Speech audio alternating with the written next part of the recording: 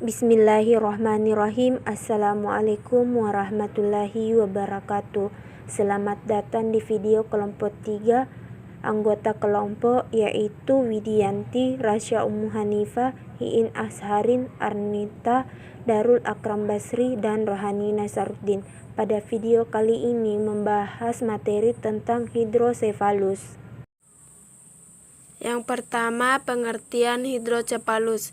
Hidrosefalus merupakan sindroma klinis yang dicirikan dengan dilatasi yang progresif pada sistem ventrikuler serebral dan kompresi gabungan dari jaringan-jaringan serebral selama produksi CSF berlangsung yang meningkatkan kecepatan absorpsi oleh villi arachnoid. Akibat berlebihnya cairan cerebrospinalis dan meningkatnya tekanan intrakranial menyebabkan terjadinya peleburan ruang-ruang tempat mengalirnya liquor. Menurut Mumenthaler pada tahun 1995, definisi hidrosefalus yaitu timbul bila ruang cairan cerebrospinalis internal atau eksternal melebar. Hidrosefalus merupakan keadaan patologis otak yang mengakibatkan bertambahnya cairan cerebrospinalis tanpa atau pernah dengan tekanan intrakranial yang meninggi, sehingga terdapat pelebaran ruangan tempat mengalirnya cairan cerebrospinal. Menurut Ngastia, 1997. Bentuk umum, beberapa tipe hidrosefalus berhubungan dengan kenaikan tekanan intrakranial. 3 bentuk umum hidrosefalus. Hidrosefalus non-komunikasi. 2 hidrosefalus komunikasi. 3 hidrosefalus bertekan normal. Selanjutnya, faktor penyebab hidrosefalus yang terbagi menjadi 3, yaitu 1. Gangguan aliran, adanya hambatan sirkulasi karena 1. Adanya kelainan genetik bawaan. 2. Infeksi selama kehamilan. 3. Kelainan perkembangan. 4. Kelainan prematur. Faktor yang kedua itu aliran cairan otak tidak tersumbat, tetapi sebaliknya cairan itu diproduksi berlebihan. Akibatnya cairan otak bertambah banyak. Yang ketiga, cairan otak yang mengalir jumlahnya normal dan tidak ada sumbatan, tetapi ada gangguan dalam proses penyerapan cairan ke pembuluh darah balik, sehingga otomatis jumlah cairan akan meningkat pula. Tanda dan gejala. Tanda-tanda: A. Dahi menonjol atau mengkilat dan pembuluh-pembuluh darah terlihat jelas.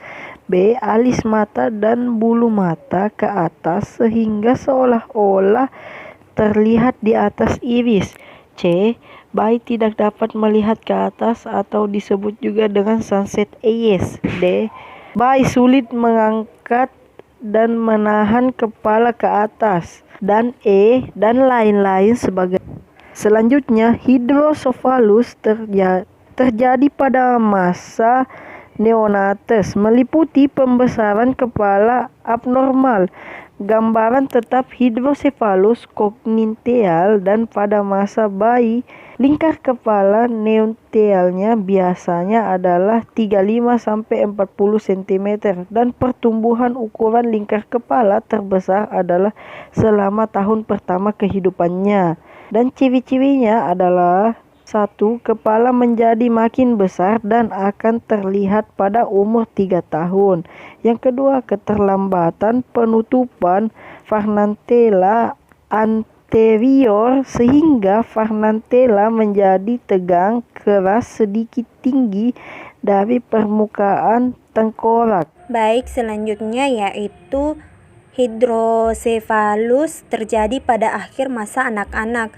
Pembesaran kepala tidak bermakna, tetapi nyeri kepala sebagai manifestasi hipertensi intrakranial. Lokasi nyeri kepala tidak khas, dapat disertai keluhan penglihatan ganda atau diplopia dan jarang diikuti penurunan visus. Secara umum, gejala yang paling umum terjadi pada pasien-pasien hidrosefalus di bawah usia 2 tahun adalah pembesaran abnormal yang progresif dari ukuran kepala.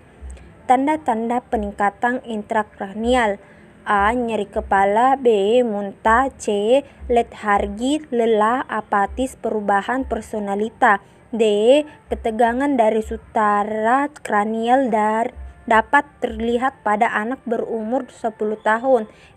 Penglihatan ganda. Konstruksi penglihatan perifer. F. Strabismus. G. Perubahan pupil. Demikian materi yang dapat kami sampaikan. Lebih dan kurangnya kami mohon maaf. Wabillahi taufiq wal hidayah. Wassalamualaikum warahmatullahi wabarakatuh.